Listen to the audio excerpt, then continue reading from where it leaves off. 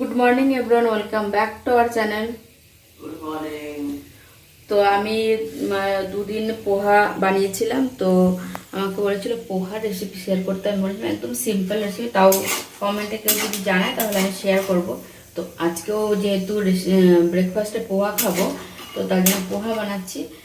তো আমি কীভাবে বানাই সেটাই তোমাদের দেখাচ্ছি। তো এখানে প্রথমে এই যে বাদামটা একটু ভেজে নিচ্ছি, আর আমি এখানে এটা ভিজিয়ে রেখেছি, চিড়াটা ধুয়ে রেখেছি, মানে ধুয়ে জল ঝরে রেখে দিয়েছি। আর এখানে হাজব্যান্ডের জন্য শুধু আজকে চা হচ্ছে, এই যে ওনার জন্য এই চা হতে হতে পোহাটাও হয়ে যাবে।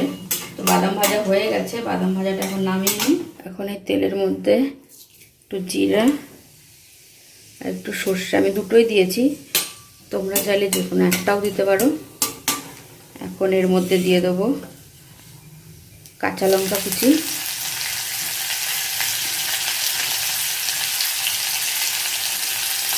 আর দিয়ে দেবো কারি পাতা।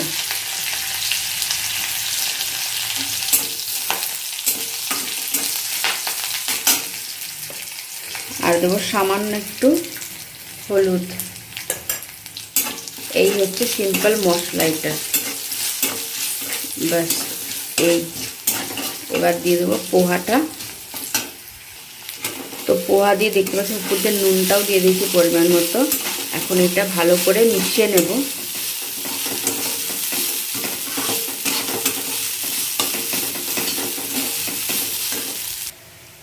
তো মিশিয়ে নিচ্ছি। এখন ভেজে রাখা বাদামটা দিয়ে দিলাম, বাদামটা দিয়েও একটুখানি নেড়ে চেড়ে নেব। আর যারা পেঁয়াজ খেতে পছন্দ করো তারা ওই যে যখন কাঁচা লঙ্কা দিলাম তখন পেঁয়াজটাও ওর মধ্যে দিয়ে দিতে পারো, যেহেতু উনি পেঁয়াজটা খায় না তার জন্য আমি দিই না পেঁয়াজ। তো মিশিয়ে নিয়েছি, হয়ে গেছে। এখন আমি গ্যাসটা বন্ধ করে তারপরে দেব লেবুর রস।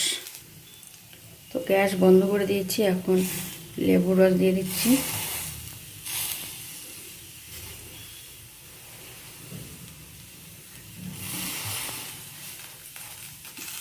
একটা দানা পড়ে গেছে।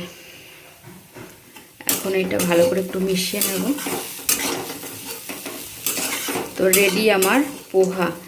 তাও আর একটা জিনিস দেবো, সেটাও তোমাদের দেখাচ্ছি। প্লেটে বেড়ে নিই, তারপরে দেখাচ্ছি আবার। আর এই যে হাজব্যান্ডের চাটাও রেডি হয়ে গেছে। আর এই যে হাজব্যান্ড এসে গেছে। চলো আমরা এখন ব্রেকফাস্টটা করে নিই। দাঁড়াও, প্লেটে বাড়ার পর আটটা কি দিচ্ছি সেটাও দেখাচ্ছি। চাটা নিয়ে যাও। পোহাটা আরেকটু বেশি দেখতেও ভালো লাগবে আর টেস্টও ভালো লাগবে, তার জন্য উপর দিয়ে ছড়িয়ে দিচ্ছি একটুখানি বেদানা।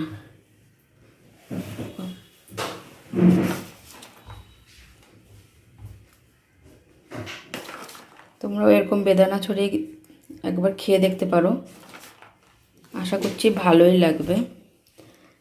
তো এই যে রেডি হয়ে গেছে আমাদের হেলদি ব্রেকফাস্ট। এই যে কেমন হয়েছে দেখে জানি, আর পোহা রেসিপিটা কেমন বলো কিন্তু, ঠিক আছে? এই যে রেডি। আর উনি ওদিকে বলেই যাচ্ছে ভালো হয়েছে, ভালো। চলো আমরা খেয়ে নিই। আর আজকে টিফিনে কি বানাচ্ছি সেটাও মানে তোমরা যদি বলো তাহলে আমি সেটারও রেসিপি শেয়ার করব। তো আজকে বানাচ্ছি হচ্ছে আমি টিফিনে বানিয়ে দেবো এই যে পরোটার জন্য আটাটা এখানে দেখতে পাচ্ছি একটু বড় বড় করে লেচি কেটে রেখেছি। আর বানাবো হচ্ছে স্টাফিংও রেডি হয়ে গেছে, ছাতুর পরোটা বানাবো। তো চলো এখন আমাকে ব্রেকফাস্টটা করে নিই, আর ছাতুর পরোটাটা পরে বানাবো ব্রেকফাস্ট করে। তো আমার এই যে ছাতুর পরোটা রেডি হয়ে গেছে, দেখতে পাচ্ছ কতটা মোটা মোটা করেছি। এরকম মোটা মোটাই মানে ভালো লাগে। আর ছাতুর পরোটা কিন্তু বেশি বড় হয় না আলুর পরোটার মতন, কারণ বেশি বড় করতে গেলে না ওইগুলো স্টাফিংগুলো বেরিয়ে যায় পাতলা হয়ে গেলে, তো তার জন্য এরকম ছোট ছোট সাইজের। তো এটা হচ্ছে হাজব্যান্ডের জন্য টিফিনে। আর আজকে ছাতু এই পরোটার সঙ্গে দই, এর মধ্যে চিনি দিইনি আজকে। আর এখানে আমারটা একবারে করে রাখছি, আমার জন্য দুটোই। তো এটা এখন প্যাক করে দিই।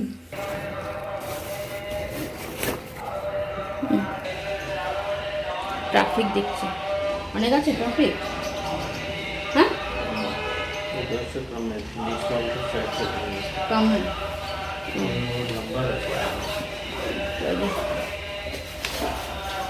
বাই আজকে এটা নিচ্ছ। হাজব্যান্ড বেরিয়ে যাওয়ার পর যে সমস্ত কাজগুলো থাকে আমার, তো সেগুলো করে নিচ্ছি।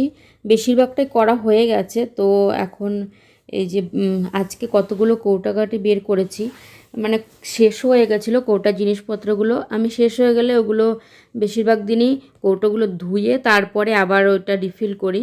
তো এখানে সেই কৌটাকাটিগুলো ধুয়ে দেবো। তারপরে ইলেকট্রিক কেটেল, এটাও মানে সপ্তাহে একদিন করে তো ধুয়েই দিই, তো সেগুলোও ধুয়ে দেবো। এখানে যেই পরোটা করেছিলাম, ছাতুর পরোটা, তো সেই সমস্ত, আজকে তো বেশি কোনো তরকারি রান্না হয়নি, তো কিচেনটাও কোনো নোংরাই হয়নি। তো পরোটা করেছি, তো সেইটারই সব কিছু এখানে ধুয়ে টুয়ে রেখেছি, চাটু বেলনি সব কিছু। আর এখন এই কৌটাগুলো সব বের করে রেখেছি, তো সেইগুলো এখন এগুলো ধুয়ে দেব। তারপরে কিচেনটাও পরিষ্কার করে নেব।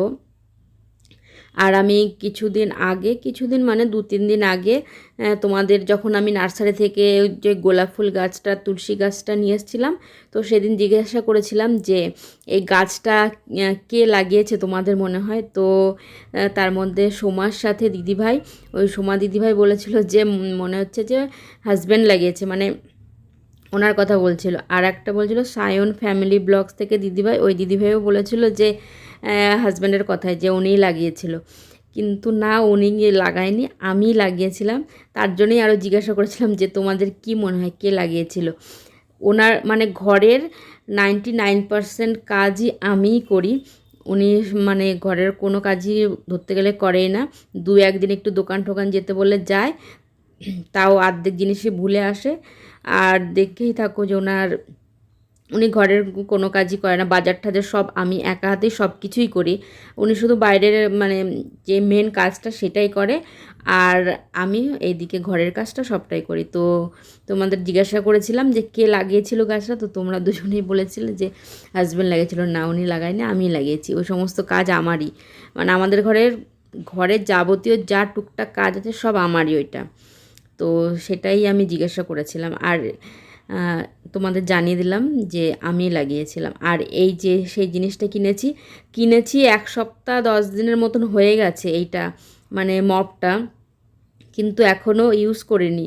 এতদিন ভাবছিলাম যে কবে ইউজ করব, তারপরে হাত দিয়েই মুছেছি। এটা আনার পরেও এতদিন হাত দিয়েই মুছেছি, তারপরে ভাবলাম না, এনেছি যখন ইউজ তো করতেই হবে, তো আজকেই ইউজ করি। তাই ভাবলাম যে প্রথম দিন ইউজ করছি, তো তোমাদের সঙ্গে শেয়ার করি। তো ভালোই লেগেছে প্রথমবার এরকম মপ দিয়ে ইউজ করে। এমনিতে স্ট্যান্ড দিয়ে আমার আছে, আর একটা নর্মাল যেই মপগুলো থাকে না সেগুলো আছে, তো সেগুলো আমি ইউজই করি না, ব্যালকনি তো এটা পড়েই আছে। তো ভাবলাম এটা দিয়ে একটা মানে ট্রাই করে দেখি কেমন লাগে। নতুন জিনিস প্রথম দিন একটু ব্যবহার করতে তো একটু অসুবিধাই হয়, তবু চাই আমি স্ট্যান্ড দিয়ে ভালো মুছতেও পারি না। তো কেমন মানে প্রথম দিন তো একটু ভালো মতন মুছতে পারছিলাম না, কিন্তু এটা দিয়ে না একটু ভালোই মানে সব কিছু নিচের জায়গাগুলো ভালো মতনই পরিষ্কার হচ্ছিল। এখন ভাবছি এটা দিয়েই মুছবো। আর আমাদের মানে বাইরের রুমটা না অনেকটাই বড়, তো হাত দিয়ে মুছতে গেলে অনেকটাই সময় লাগে। তো এখন একটু ভালোই হয়েছে, এটা দিয়ে মুছলে একটু তাড়াতাড়ি হয়ে যাবে কাজটা। আর নিচেগুলো মানে এই ডিবানের নিচটাও ভালো মতন পরিষ্কার করতে পারবো, না হলে তো হাত দিয়ে মুছলে ওইটার নিচে তো হাত যায় না। তো ভালোই হয়েছে একদিকে, তো ভালোই দেখলাম মোছা হচ্ছে, তো ওইটা দিয়েই এখন মুছবো। আর জলটাও হাত দিয়ে চিপড়াতে হয় না, ওইটা বেশি সুবিধা হয়েছে। তো একবারে সমস্ত কাজবাজ করে সব কিছু করে একবারে সন্ধ্যাবেলায় তোমাদের সঙ্গে আবার কন্টিনিউ করছি। তো এখানে যাচ্ছি আমি একটু কিছু সবজি আনতে, আর সবজি আনতে গেছে আজকে এই দিকটায়, আমাদের ঘরের ওই দিকটায় যায়নি। আর আমি ভাবলাম কি ওইগুলো মানে রসুন এত বড়, তারপরে কাছে গিয়ে দেখি পেঁয়াজ, ওগুলো সাদা পেঁয়াজ।